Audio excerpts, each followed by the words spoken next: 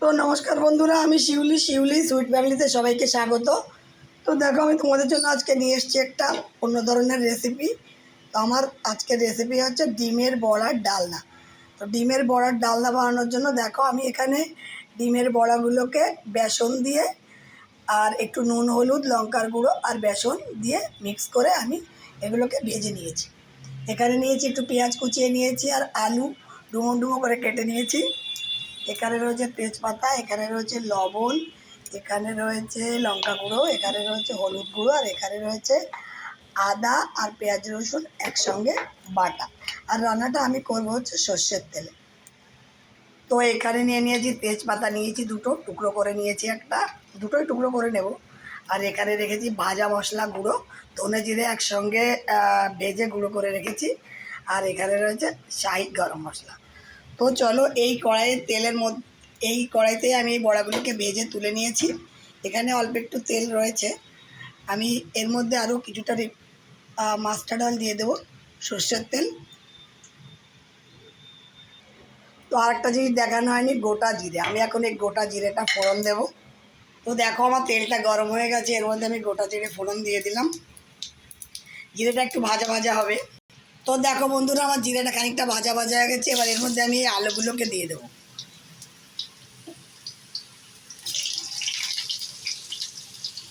আলুগুলোকে দিয়ে একটুখানি নুন হলুদ দিয়ে ভেজে নেব।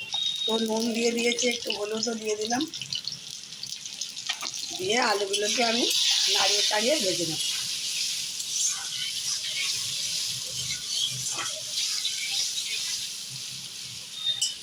তো দেখো বন্ধুরা, আলুটা খানিকটা ভাজা ভাজা হয়ে গেছে। এখন আমি এই পেঁয়াজ কুচিটা দিয়ে দেবো, এর সাথেই ভেজে নেব একসঙ্গে।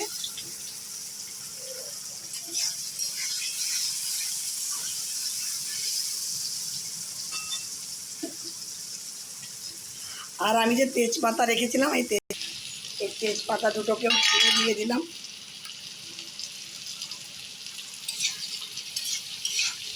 তাই একটু ভালো করে ভেজে নিই। প্রথমে পেঁয়াজটাকে দিই, তাহলে পেঁয়াজটা একটু বেশি ভাজা হয়ে যাবে, পুড়ে পুড়ে যেতে পারে, তাই পেঁয়াজটাকে পরেই দিলাম। তাহলে একটু ভেজে নিই। তো দেখো বন্ধুরা, আলু পেঁয়াজটা ভাজা ভাজা হয়ে গেছে। এখন আমি এর মধ্যে দিয়ে দেবো এই যে বাটা মশলাটা। এখানে আছে আদা আর পেঁয়াজ রসুন একসঙ্গে বাটা। এই পাত্রটা ধুয়ে আমি একটু সামান্য জল দিয়ে দিলাম, যাতে কষাতে সুবিধা হয়। মশলাটাকে আমি ভালো করে কষিয়ে নেব। তো দেখো, এর মধ্যে দিয়ে দিলাম হাফ চামচি বেশি হলুদ গুঁড়ো, হাফ চামচি মতো লঙ্কা গুঁড়ো। লঙ্কা গুঁড়োটা নিজেদের পছন্দ অনুযায়ী দেবেন, আমি একটু ঝালটা কম দিই, বাচ্চারা খায় বলে। ভালো করে মশলাটা কষিয়ে নেব। হলুদ গুঁড়ো দিয়ে দিয়েছি, লঙ্কার গুঁড়ো দিয়ে দিয়েছি, 1 চামচের মতো লবণও দিয়ে দেব। এখন আমি মশলাটাকে ভালো করে কষিয়ে নেব। তো দেখো বন্ধুরা, আমার মশলাটা পুরো কষানো হয়ে গেছে। একদম মশলাটা কষানো হয়ে গেছে। এবার এর মধ্যে আমি দিয়ে দেবো পরিমাণ মতো জল দিয়ে দিলাম। আমি ওই ডিমের মাখা পাত্রটাতে করেই জলটা দিলাম, আর একটু জল দেবো, আলুটা সেদ্ধ হবে। তো দেখো বন্ধুরা, পরিমাণ মতো জল দিয়েছি। জলটা একটু বেশিই দিয়েছি, কারণ এই আলুগুলো সেদ্ধ হবে, আর বড়াগুলো কিন্তু অনেকটাই আছে। আর রান্নাটা আমি লোহার কড়াইটাতেই করলাম, কারণ এটাতে বড়া ভেজেছিলাম। এটাতে বড়া ভাজলে তেলটা কমও লাগে আর বড়াগুলো লেগেও যায় না। তো চলো, আমার তো সমস্ত মশলা দেওয়া হয়ে গেছে। আর নামানোর আগে ভাজা মশলা আর গরম মশলা দেবো। এবার একটু ঢেকে দেবো এটাকে।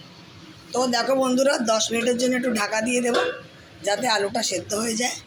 তো চলো, 10 মিনিট বাদে ফেরত আসছি। তো দেখো বন্ধুরা, আমি 10 মিনিট ঢাকা আমি দেইনি, 5 মিনিট দিয়ে আমি তুলে নিচ্ছি, কারণ আলুগুলো হয়তো সেদ্ধ হয়ে গেছে।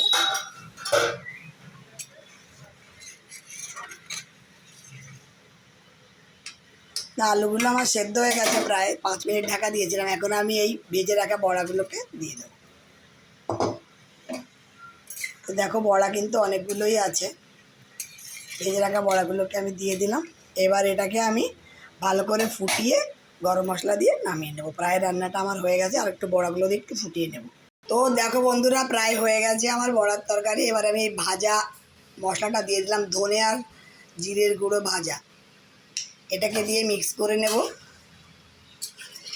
দিয়ে এটাকে আমি নামিয়ে নেব। নামানোর আগে একটু গরম মশলা দিয়ে নামিয়ে নেব। একটু ঝোল ঝোল রেখেছি, কারণ বড়ার তরকারি কিন্তু নামানোর পরে এটা বড়াটা ঝোলটাকে টেনে নেয়, শুকিয়ে যায়, তাই জন্য একটু ঝোল ঝোলই নামাবো। তো দেখো বন্ধুরা, আমার বড়ার তরকারিটা কিন্তু পুরো রেডি হয়ে গেছে। এখন গরম মশলা দিয়ে নামিয়ে নেব। একদম নুন আর ঝাল আমি চেক করে নিয়েছি, নুন ঝাল একদম ঠিক আছে। একটু ঝোল ঝোল রাখবো, কারণ বড়াটা টেনে নেবে। এখন আমি গ্যাসটাকে অফ করে দিলাম, দিয়ে দেবো এই যে সানরাইজের শাহি গরম মশলা। সানরাইজের শাহি গরম মশলাটা দিয়ে আমি ভালো করে মিক্স করে নিলাম। এখন এটা কিছুক্ষণ রেখে দিলে ঝোলটা একদম শুকিয়ে যাবে। কারণ হচ্ছে গিয়ে বড়ার তরকারি, বড়া জাতীয় কোনো তরকারি করলে সেটা কিন্তু ঝোলটা চট করে টেনে নেয়। তো চলো, এই কড়াইটা ধরেই আমি একটু কিছুক্ষণ রেখে দেবো, তারপরে নামাবো। ঝোলটা কিছুক্ষণ এখানেই টেনে যাবে। তো চলো, তোমরা এইভাবে বাড়িতে মাছের ডিমের বড়ার ডালনা তৈরি করতে পারো। অনেক সময় বাড়িতে মাছ থাকলো না, মাছের ডিম থাকলো, কি করবে ভেবে পাচ্ছ না। তো যদি এরকম মাছের ডিমের বড়া করে আলু দিয়ে একটা ডালনা করো, খেতে কিন্তু খুবই ভালো লাগে, খুবই টেস্টি। এটা রুই মাছ আর রুই মাছের বড়া, রুই মাছের ডিমের বড়া, কাতলা মাছের ডিম, রুই মাছের ডিম, যে কোনো মাছের ডিম দিয়েই হয়। তো তোমরা বাড়িতে অবশ্যই এভাবে ট্রাই করো। আর যদি আমার রান্নাটা তোমাদের ভালো লেগে থাকে, তাহলে অবশ্যই আমার চ্যানেলটিকে সাবস্ক্রাইব করো, লাইক করো, শেয়ার করো। আর পাশে থাকা বেল আইকনটিকে অবশ্যই অন করে দিও, যাতে নতুন কোনো ভিডিও আপলোড করার সাথে সাথে নোটিফিকেশন তোমাদের কাছে পৌঁছে যায়। তো চলো, আজকের মতো টাটা, বাই বাই। আবার ফেরত আসছি অন্য কোনো দিন, অন্য কোনো নতুন রেসিপি নিয়ে। ততক্ষণের জন্য তোমরা ভালো থেকো, সুস্থ থেকো।